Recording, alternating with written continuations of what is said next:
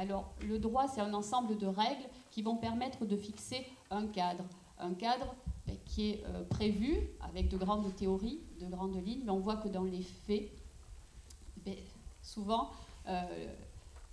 les faits et la réalité sont loin de ce cadre juridique qui se veut idyllique, où effectivement, et notamment pour notre sujet d'aujourd'hui, le secret bien conservé.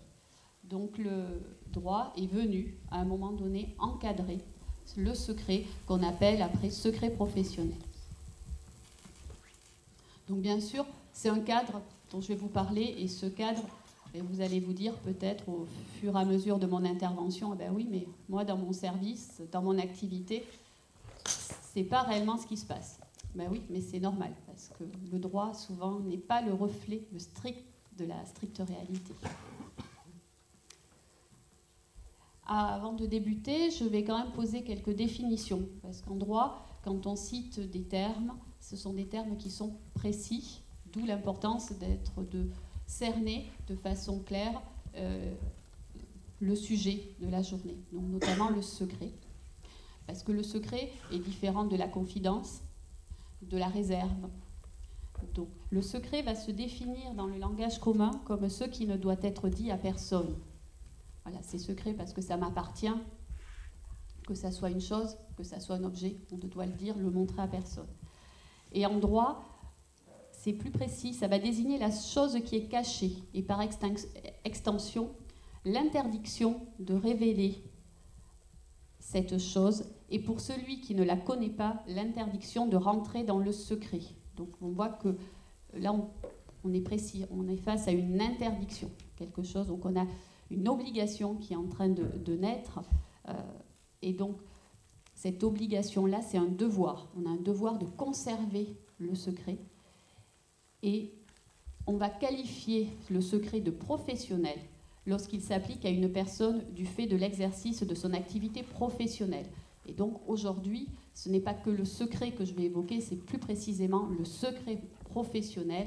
Et pour être encore plus précis, mais le secret professionnel qui nous concerne aujourd'hui, c'est ce qu'on appelle de façon plus vaste le secret médical. Parce que médical, c'est tout ce qui touche à l'art de la médecine et donc à tous les documents concernant les données à caractère médical, excusez-moi. Donc le secret professionnel en droit, et c'est important de savoir comment il se définit, c'est l'obligation pour les personnes qui en ont connaissance de faits confidentiels dans l'exercice ou à l'occasion de leurs fonctions, de ne pas les divulguer en dehors des cas où la loi impose ou autorise la révélation du secret. Donc on voit que dès le départ, on a le secret qui est soumis à une obligation, donc obligation de ne pas le révéler, de le taire, mais en même temps, on a des exceptions. Donc le droit commence à dire oui, mais. Alors on va voir après aussi dans le détail les mais, parce qu'ils sont souvent plus nombreux que ceux qu'on pourrait le penser. Et ça rejoint ce qu'on disait en introduction. On commence à dire le secret, est-ce qu'il est réellement secret? Qui va y avoir accès? Alors un petit peu d'histoire pour débuter, parce que j'aime bien moi tout ce qui est historique et puis comprendre l'origine. Le secret médical, c'est le fondement du secret professionnel qu'on a aujourd'hui. On en trouve trace dès l'Antiquité, vu que pour les médecins, le secret professionnel se retrouve dans le serment d'Hippocrate, serment que tout médecin prête avant de rentrer en médecine. Et donc, le serment d'Hippocrate précise « Admis dans l'intérieur des maisons, mes yeux ne verront pas ce qui s'y passe. Ma langue taira les secrets qui me seront confiés, et mon état ne servira pas à corrompre les mœurs, ni à favoriser le crime. » L'objectif initial du secret médical, du secret qu'on impose aux médecins, était de permettre de créer un lien de confiance entre le médecin et son patient, pour permettre au patient de divulguer tous ses secrets, même ceux les plus intimes, ceux qui sont le plus inavouables, afin de permettre au médecin de pouvoir établir le diagnostic. C'est la fameuse théorie de la confiance nécessaire. Sans cette confiance, le patient ne va pas oser révéler certains travers de son existence, de peur que tout le monde soit au courant. Et donc, le médecin peut perdre des éléments qui vont lui être nécessaires pour l'établissement de son diagnostic. De plus, il y avait aussi à cette époque-là un souci qu'on qualifie d'hygiéniste. Aujourd'hui, on va l'inclure dans une problématique de santé publique, c'est-à-dire qu'il faut certes poser le bon diagnostic pour aller soigner le patient, mais aussi il faut protéger l'ensemble de la communauté, notamment en cas d'épidémie et de transmission de certaines maladies. D'où cette importance du secret qui devait permettre aux médecins, aux praticiens de pouvoir poser à bon escient le bon diagnostic pour guérir, soigner, mais également protéger l'ensemble de la communauté de façon plus large. Après, le secret professionnel, mais bien sûr, il a évolué au fil des siècles, parce que là, je vous parle de l'Antiquité. Après, ça s'est retrouvé tout au long. On a eu les grandes crises épidémiques qui ont permis justement de mettre en place certaines protections pour éviter que les virus se propagent. Donc la problématique hygiéniste est toujours restée, mais le secret professionnel a évolué. Et depuis 2002, avec la loi du Kouchner du 4 mars 2002, le secret professionnel n'est plus simplement une obligation à la charge du médecin, à la charge de l'ensemble des professionnels, notamment de santé, c'est aussi un droit du patient, parce que la loi l'a écrit en tant que tel, en faisant rentrer le secret dans le chapitre des droits du patient. Et pourquoi c'est devenu un droit du patient? Parce que le secret professionnel a été vu plus largement comme un élément de la protection de la vie privée. Le patient a le droit, de façon très large, c'est un droit de la personnalité, au respect de sa vie privée. Et le respect de sa vie privée passe par le respect du secret qui est transmis aux professionnels, et donc par le respect du secret professionnel. Donc on voit que cette obligation initiale, qui est toujours une obligation, a évolué vers un droit du patient, et avec des objectifs qui sont différents et qui sont aussi, et des conséquences qui sont antinomiques. Alors dans un premier temps, je vais vous parler du secret professionnel comme obligation du professionnel, et je terminerai sur le secret, un droit du patient. Donc le secret est une obligation du professionnel. Cette obligation est sanctionnée par le code pénal. Alors, je vais vous lire l'article, qui est un article généraliste, parce qu'aujourd'hui, on se centre sur le secret professionnel qui nous concerne, donc plutôt le secret professionnel versus profession médicale, médecins, infirmières, travailleurs sociaux, mais aussi voilà, tout professionnel de la santé. Mais il faut se dire que cet article-là s'applique aussi à l'ensemble des secrets professionnels qui existent. Donc, c'est de façon générale. La révélation d'une information à caractère secret par une personne qui en est dépositaire, soit par son état, par profession, soit en raison d'une fonction ou d'une mission temporaire, est punie d'1 an d'emprisonnement et de 15 000 € d'amende. Donc, c'est pas rien. D'où le fait que l'obligation est importante, c'est-à-dire qu'on n'a pas forcément envie de l'enfreindre, donc on va être poussé à la respecter du mieux possible pour éviter la sanction, parce que voilà, cet article prévoit une sanction qui peut aller, ce sont des maximums, ce n'est pas forcément ce qui est appliqué systématiquement, mais ça peut aller jusqu'à 1 an d'emprisonnement et 15 000 € d'amende. Donc cet article prévoit donc la sanction en cas de non-respect de l'obligation, mais que constitue cette obligation? Qui est soumis au respect du secret, donc qui est soumis à cette obligation? Et que concerne le secret? Quel est son objet? Donc qui est soumis au secret? Eh bien, on l'a dit au départ, c'est toute personne qui est dépositaire, donc dépositaire du secret, par état, par profession ou en raison d'une fonction ou d'une mission. Donc c'est la personne qui va avoir reçu l'information. Donc le patient va donner son secret, va confier son secret à un professionnel et celui-ci va devoir le respecter. Alors l'article nous parle du secret du secret professionnel par état, par profession, par mission ou fonction. Donc on voit déjà qu'il y a 3 sortes de portes d'entrée pour les professionnels pour être soumis au secret professionnel. Donc les professionnels, dans tous les cas, déjà il faut commencer par là, pour être soumis au secret professionnel et se voir appliquer cette sanction, il faut qu'un texte le prévoie. Et le texte va le prévoir de façon très spécifique. S'il n'y a pas de texte qui prévoit que notre profession est soumise au secret professionnel, eh bien, on ne peut pas se voir appliquer cet article du Code pénal qui va venir nous sanctionner le non-respect. C'est un devoir moral, après, pour les personnes, de respecter le secret qu'on leur a remis. Et ça se limite à ça. Là, moi, je ne vous parle pas juste d'un devoir moral, je parle vraiment d'une obligation, d'un devoir pénal, vu qu'il peut être sanctionné. Donc, les premiers professionnels concernés, ce sont ceux qui sont soumis au secret professionnel par État. Alors, comment est-on soumis au secret professionnel par État? Ce sont les professionnels qui sont titulaires d'un diplôme pour lequel le législateur a prévu spécifiquement cette obligation. Alors, le premier des professionnels qui nous vient à l'esprit, c'est le médecin. Donc, je vous ai parlé tout à l'heure du fameux serment d'Hippocrate, mais en plus, il y a un article dans le Code de la santé publique qui prévoit que le médecin est soumis au secret professionnel et qui explique par tous les modes différents qui lui permettent d'avoir accès à l'information. On va en parler juste après. Donc c'est le premier des professionnels dans le domaine de la santé. Comme je vous ai dit, j'écarte les autres domaines parce que bien sûr les avocats, les notaires sont également soumis au secret professionnel vu que des textes bien spécifiques viennent aussi le prévoir. Les infirmiers sont également soumis au secret professionnel. C'est aussi un article du Code de la santé publique qui le prévoit. Les travailleurs sociaux, donc les assistantes sociales, sont soumis également au secret professionnel. Voilà, c'est un article du Code de la santé publique. Donc tous ces professionnels, ils le sont par État. C'est le fait d'avoir obtenu le diplôme, leur conférant ce statut, qui les contraint à respecter cette obligation de secret professionnel. Les psychologues, alors je crois que vous êtes un petit nombreux peut-être dans la salle, mais ne sont pas soumis au secret professionnel par État. Aucun texte ne vient prévoir que le fait d'être psychologue entraîne une obligation au secret.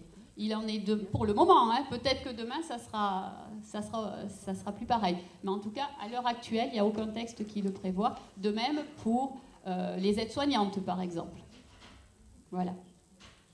Je vois que ça suscite des réactions. Mais voilà, donc ça c'est la première porte d'entrée, si je puis dire, pour être soumis à cette obligation.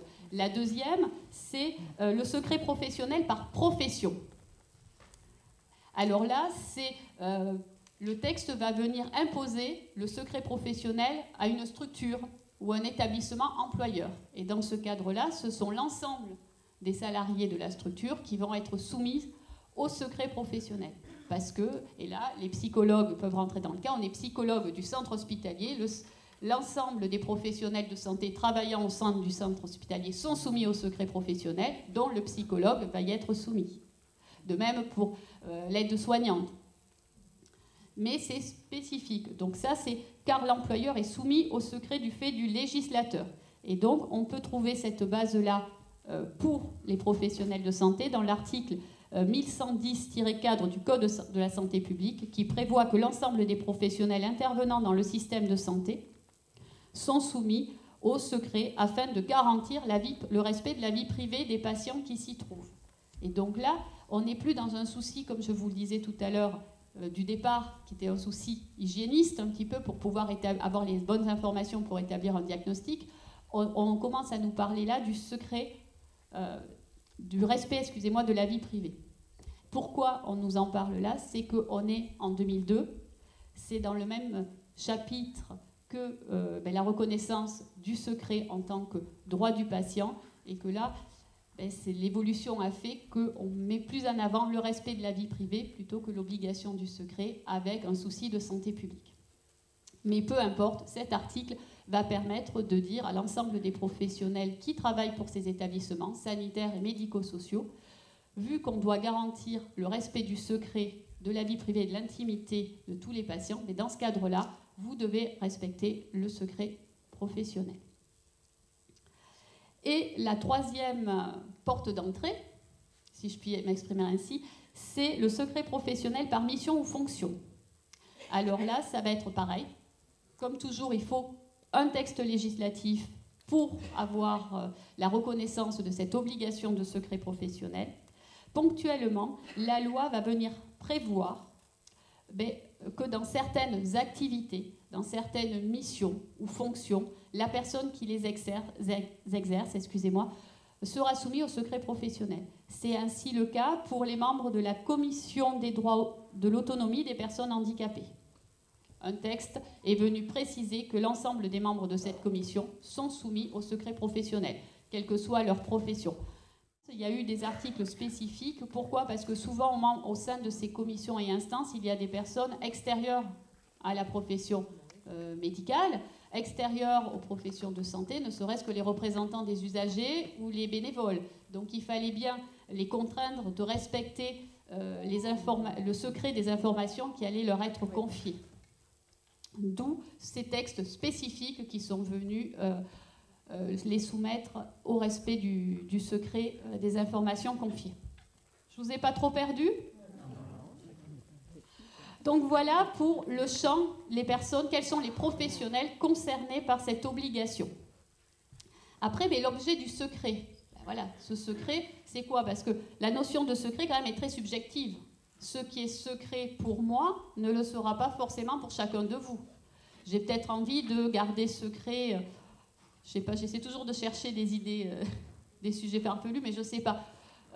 Pour moi, peut-être, ça va être important que mon groupe sanguin soit conservé comme secret, parce que j'ai pas envie que tout le monde connaisse que je suis donneur universel, par exemple. Je me dis, on sait jamais, en cas de guerre, on va vouloir m'attraper pour venir prendre tout mon sang. Donc je veux vraiment que ça soit tenu secret. Eh bien, c'est mon choix. Si je veux que ça soit secret, il va falloir que les professionnels à qui je vais donner l'information le conservent comme secret. Parce que moi, j'estime que ça l'est. Mais pour vous, peu importe. Voilà. Donc c'est quand même une notion très subjective. Et après, on peut avoir des renseignements de différentes manières. Ça peut être le patient qui peut vous confier directement l'information. Après, ça peut être des choses qu'on peut entendre. Ça peut être des choses qu'un tiers va venir vous dire. Oh, ben t'es pas au courant, machin, il est avec machin, chambre 15, il commence à fricoter avec bidule de la chambre 19, là. Et puis leurs conjoints, ils viennent les voir ce week-end. Ben, est-ce que c'est aussi au niveau du secret? Est-ce que je dois le taire? Est-ce que je peux en parler? Donc, les différents articles dont je vous ai parlé tout à l'heure, notamment pour les infirmières et les médecins qui sont venus dire que ces professionnels-là étaient soumis à l'obligation du secret professionnel, viennent dire quels sont les éléments qui sont soumis au secret. Donc, ils prévoient que ce sont les éléments qui leur ont été confiés par le patient. Ce sont des éléments aussi qu'ils ont pu voir, qu'ils ont pu entendre, qu'ils ont pu comprendre. Alors là, c'est intéressant parce que ça veut dire que les interprétations qu'on peut faire par rapport aux éléments qu'on nous a remis sont aussi soumis au secret. Et ceux qu'il constate par lui-même. Donc vous voyez, c'est très vaste. Donc en gros, normalement, tous les éléments doivent être tus. Et donc, il y a une sanction pénale. Ça, on l'a vu tout à l'heure. Et donc, qui dit secret dit que normalement, une fois qu'on en est dépositaire, qu'on a toutes ces informations, qu'est-ce qu'on en fait? On ne doit pas les transmettre vu que c'est secret. On n'a pas le droit. Et c'est ce que nous a redit la loi Kouchner, c'est le patient est propriétaire, en gros, excusez-moi j'emploie ce terme, mais parce que je trouve que c'est la bonne image, c'est son secret, il est à lui, et lui seul peut décider qui va le recevoir. Donc, le médecin, normalement, il ne peut pas les dire. Alors, qu'est-ce qui se passe si on a connaissance de faits importants qu'il va falloir communiquer? Je vous disais tout à l'heure que le secret avait été imposé dès l'Antiquité pour permettre à ce colloque singulier qui existe entre le médecin et son patient de pouvoir établir un lien de confiance afin de poser un bon diagnostic. Mais en présence de situations épidémiques, comment on fait pour protéger, dans un souci de santé publique, l'ensemble de la communauté? Parce que je rappelle que, quand même, l'État est garant de la sécurité de la santé publique et, au travers de cette obligation de secret de diagnostic, l'État va imposer des exceptions pour permettre à la profession médicale d'être un petit peu son bras armé. Voilà. Et donc, il y a des exceptions. Et en droit, c'est toujours comme ça. Il y a un principe. et des exceptions. Ici, le principe, c'est le secret professionnel, et donc le droit a fixé un certain nombre d'exceptions. Alors, je qualifie de deux blocs d'exceptions. Un premier bloc qui constitue des exceptions dans le cadre de la santé publique. Ce sont l'ensemble des déclarations obligatoires qui doivent être faites auprès des autorités administratives et sanitaires. Donc ces déclarations obligatoires viennent ouvrir une première brèche dans la fameuse obligation au secret. Vous les connaissez toutes, je pense, les déclarations obligatoires des naissances et des décès, les déclarations de maladies contagieuses ou de maladies vénériennes, il y a une liste des maladies qui doivent être déclarées, l'indication par les médecins sur les certificats d'internement des noms et symptômes des patients. Là, on commence, c'est pas juste une déclaration, on commence à mettre un nom, un prénom et surtout les symptômes. Donc, les certificats détaillés qui doivent être établis par les professionnels de santé dans certains cas, notamment en cas d'accident du travail, où il y a des certificats circonstanciés, les fameux certificats, vous savez, qu'on met dans les enveloppes avec marqué secret médical. Mais normalement, le secret, même entre deux médecins, on ne peut pas partager. Il devrait falloir l'autorisation du patient pour le faire. Donc là, on est en présence d'exception, mais le secret reste communiqué à un professionnel qui lui-même est soumis au secret, de par son état, ce que je vous ai expliqué tout à l'heure. Donc, on est censé conserver ce secret. Et puis, le signalement auprès de préfets de certaines situations, donc, normalement de personnes dangereuses, par exemple en vertu d'un alcoolisme important. Donc, tout ça, ce sont des déclarations qui sont obligatoires dans le cadre notamment de la santé publique. Après, il y a le code pénal. Il vient sanctionner, mais il vient aussi ouvrir une deuxième brèche. Et là, c'est de façon plus généraliste, ça ne s'applique pas qu'aux professionnels de santé, mais ils y sont soumis, vient lister un certain nombre de cas dans lesquels le secret professionnel va être levé. Ces cas concernent pour moi la protection des personnes vulnérables. Parce que là, on va cibler la connaissance d'atteinte ou de faits sur des mineurs de 15 ans, ou sur des majeurs qui ne sont pas en capacité de se protéger eux-mêmes parce qu'ils sont considérés comme vulnérables. Pareil, la vulnérabilité, c'est toujours une notion qui est difficile à définir, mais le Code pénal est venu apporter une définition plus qu'une notion très précise de la vulnérabilité, car en droit pénal, quand des crimes, des agressions sont commis sur des personnes vulnérables, les sanctions qui leur sont portées sont majorées. Et donc, comme en droit, on doit essayer de tout prévoir, de tout cadrer, on est venu définir la vulnérabilité.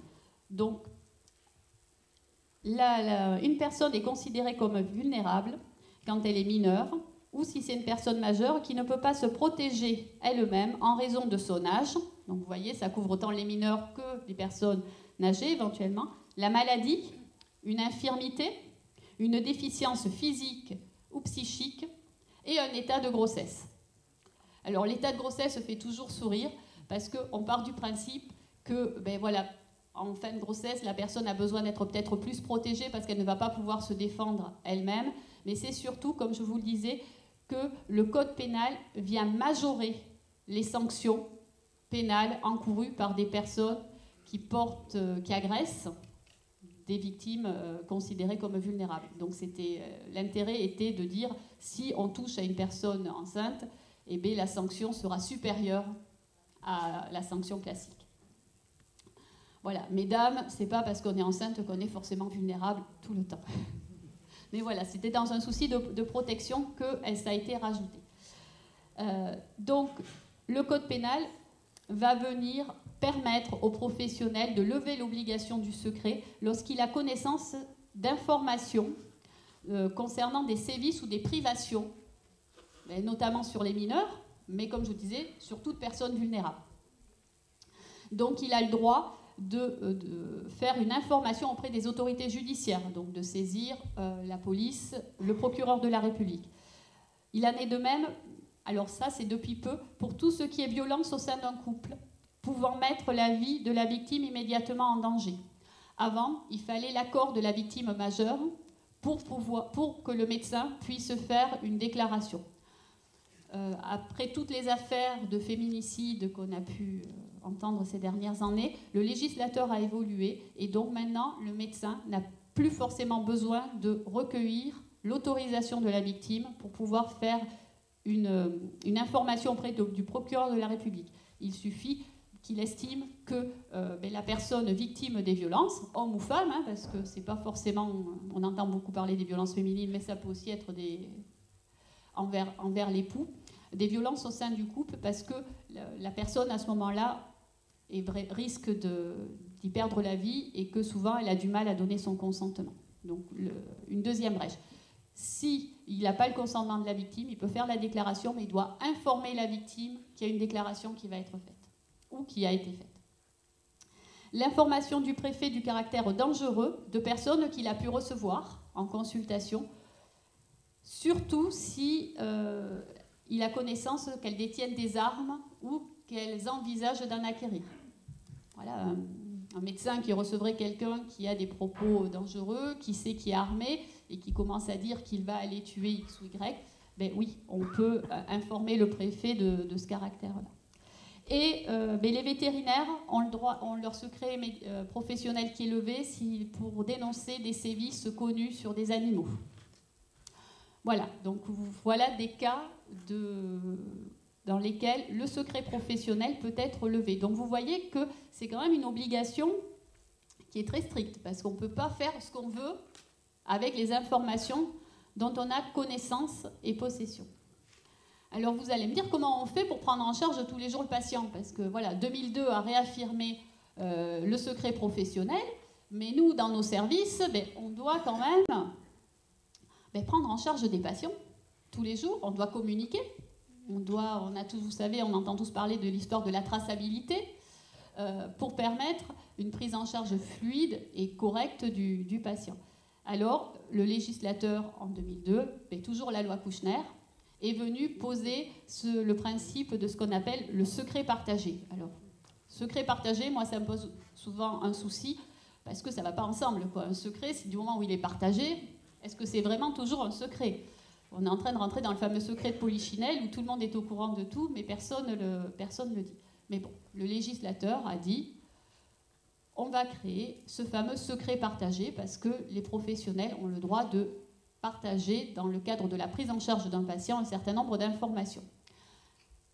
Mais il ne l'a pas laissé comme ça en disant, pour la prise en charge du patient, vous avez le droit de partager toutes les informations. Non, il est venu l'encadrer et il a posé 3 conditions qui sont cumulatives. C'est-à-dire qu'il faut que les 3 conditions soient réunies pour qu'on puisse partager l'information entre les professionnels de santé. Il faut il y a le premier, c'est le principe d'effectivité des soins. C'est-à-dire que les personnes avec qui on partage le secret soient toutes dans la prise en soin du patient au moment de l'échange du secret.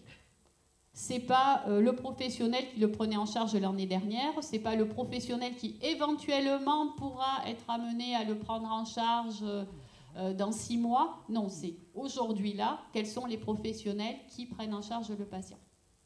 Ça, c'est le premier principe. Le deuxième, c'est le principe de nécessité. Toutes les informations ne sont pas bonnes à être communiquées à tout le monde. Est-ce que le professionnel qui est en face de moi, il a besoin d'avoir connaissance de l'information que je vais lui communiquer? Si oui, je la communique, sinon, il n'y a pas besoin. C'est important parce qu'il y a des éléments, des fois, dans la prise en charge quotidienne qui peuvent entraîner un changement de comportement. On peut prendre en charge, par exemple, alors je prends toujours des situations des fois extrêmes, mais des personnes qui ont fait de la prison il y a 30 ans pour agression sexuelle. On n'est pas au courant, on fait la toilette, on fait les soins, on ne sait pas ce qu'il a fait, de façon classique. Et puis un jour, on apprend qu'il y a 30 ans, il y a eu un comportement plus qu'inapproprié, vu qu'elle a été sanctionnée par la justice. Est-ce que notre prise en soin va changer demain? Même si on se dit, ah ben non, je vais continuer à le soigner de la même façon, c'est pas vrai. Donc peut-être qu'on n'avait pas forcément besoin d'avoir cette information.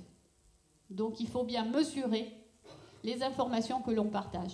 Est-ce qu'elles sont nécessaires à la prise en charge actuelle du patient? Si on rentre pour être opéré d'une appendicite, on n'a pas forcément besoin de savoir qu'on est passé au centre hospitalier Pierre-Lot et qu'on y a fait un séjour pendant 6 mois. On a besoin d'être opéré de l'appendicite. Notre dossier psychiatrique n'a pas forcément besoin d'être communiqué, je pense. Après, je ne suis pas professionnelle de santé, donc c'est pas à moi de voir quel est l'intérêt. Mais personnellement, je ne le vois pas. Donc, principe d'effectivité des soins, principe de nécessité. Et le dernier principe, c'est le principe d'information du patient. C'est-à-dire que le patient doit être informé que les informations qu'il nous communique vont être partagées dans l'intérêt de sa prise en charge, bien sûr, mais il doit en être informé. Il doit en être informé parce qu'il doit pouvoir ainsi refuser le partage de l'information s'il n'est pas d'accord. Alors, il y a 2 situations. Il y a une situation pour laquelle le consentement va être présumé. On va estimer que le patient va consentir de fait au partage de l'information quand le partage de l'information se fait au sein d'une même équipe de soins. Une même équipe de soins, c'est quoi? C'est l'ensemble de professionnels qui participent directement à la prise en charge d'un patient. Généralement, ces professionnels exercent dans le même établissement. S'ils n'exercent pas dans le même établissement, il faut qu'ils aient été reconnus par le patient comme membres de l'équipe. C'est-à-dire, si c'est au domicile, le patient va vous dire ben oui, mon équipe de soins, c'est mon infirmière libérale qui vient, mon service d'aide à domicile, et donc ces professionnels-là constituent mon équipe de soins. Sinon, alors là c'est un peu plus compliqué, il faut qu'ils exercent dans une organisation formalisée telle que définie par le cahier des charges au niveau du ministère de la Santé. C'est le cas par exemple des anciens gestionnaires de CAM Maya où c'était une organisation spécifique et donc l'ensemble de ces gestionnaires pouvaient partager le secret de l'information. Donc, si on fait partie d'une même équipe de soins, on présume que l'information peut être partagée entre nous tous. Mais le patient a la possibilité à tout moment de venir retirer son consentement au partage de l'information. Par contre, si on partage l'information avec des professionnels extérieurs à l'équipe de soins, dans ce cas-là, il faut informer le patient et en recueillir son consentement de façon expresse. Pas forcément besoin qu'il soit écrit, il faut juste informer le patient et qu'il vous dise qu'il est d'accord au partage de l'information. Vous sollicitez, l'équipe de soins va solliciter une équipe mobile de gérontologie, une équipe mobile de soins palliatifs, donc c'est une équipe externe, il suffit d'en parler au patient et qu'il soit d'accord que les informations soient partagées. Généralement, c'est dans son intérêt, il ne va pas vous dire non, mais il peut s'y opposer et il faut respecter ce refus, il faut l'informer clairement. Alors, est-ce que j'ai été claire pour le secret partagé? Donc, ces 3 conditions doivent être cumulatives. Donc, l'effectivité des soins, le principe de nécessité et le principe d'information du patient. Et quand tout ça est réuni, eh bien, on peut partager l'information entre les professionnels. Donc, on ne trahit pas son obligation de secret professionnel.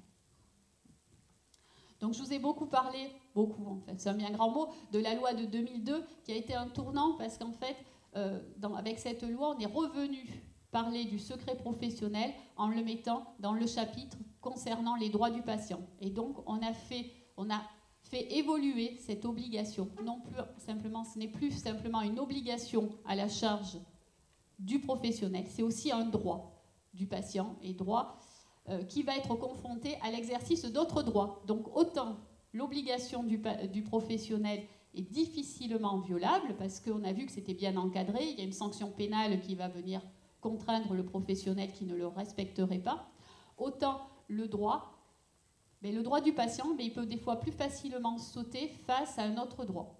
Liberté d'expression. Alors, il y a une décision qui va, concernant le médecin de François Mitterrand, qui avait écrit un livre juste après la mort de ce dernier, c'était Le Grand Secret, de mémoire, dans lequel il parlait de la maladie et du cancer de la prostate de M. Mitterrand. Ce livre a été interdit dans un premier temps parce que ne respectant pas l'obligation du secret professionnel du médecin. Parce que Je précise que cette obligation de secret ne s'éteint pas avec la mort du patient. Ce n'est pas parce que le patient décède qu'il n'y a plus de secret professionnel. Le secret va perdurer au-delà.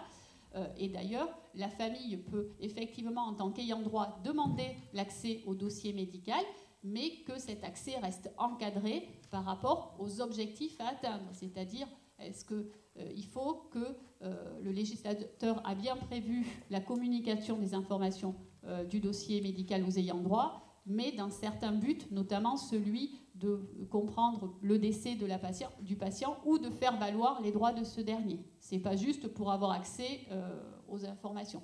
Le décès ne fait pas disparaître ce droit. Et donc, le livre a été retiré. Et quelques années plus tard, le médecin avait saisi la Cour européenne des droits de l'homme et les juges ont mis en balance le droit au secret du défunt avec justement la liberté d'expression du professionnel de santé. Et c'est la liberté d'expression qui a été retenue et le livre a pu être publié. Donc on voit qu'un droit va être contrebalancé avec d'autres droits et là il perd de sa puissance. De même que le secret médical, le secret professionnel peut être levé, mais il est levé au pénal. Je vous ai parlé que du code pénal. Devant les juridictions civiles, le secret professionnel ne peut pas être levé. Le tribunal peut ordonner la transmission d'informations, par exemple dans les cadres de dossiers d'assurance, mais il ne peut pas lever le secret professionnel. Pour le moment, en tout cas, c'est des jurisprudences constantes. Et les jurisprudences, tout comme le droit, sont amenées à évoluer. Ça vit avec notre société. Donc, voilà, aujourd'hui, le secret professionnel, c'est un droit du patient. Il lui appartient, c'est lui qui peut le lever. D'ailleurs, il lève son secret quand il désigne une personne de confiance. Vu que la personne de confiance, elle a le droit de recevoir l'information médicale concernant le patient qu'il a désigné en tant que tel. Donc c'est aussi une façon de la faire rentrer dans le secret. On lui donne l'accès à l'information connue par le médecin. De dire, le droit évolue et il risque de continuer à évoluer, surtout dans le domaine du secret, parce qu'aujourd'hui, la numérisation de l'ensemble des données de santé va commencer à poser de nouveaux problèmes, de nouvelles questions concernant l'étendue du secret et surtout les personnes qui peuvent y avoir accès, comment. Et on commence à le voir avec toutes les problématiques de numérisation. On est soumis à la violation du secret par les hackers qui peuvent les trouver. Voilà. Nos informations ne sont plus cachées au fond d'un placard, dans un dossier ou d'une boîte à archives. Elles sont en ligne et donc des fois plus facilement accessibles. De même qu'avec tous nos dossiers partagés au sein des établissements, au sein des structures, on voit que maintenant on a des dossiers partagés au niveau départemental, régional. Qui a accès? Comment sont configurés les droits d'accès? Comment sont-ils ouverts? Voilà, quelles sont les limites? Et je pense que le législateur et avant lui, les juges vont devoir se saisir de cette nouvelle problématique.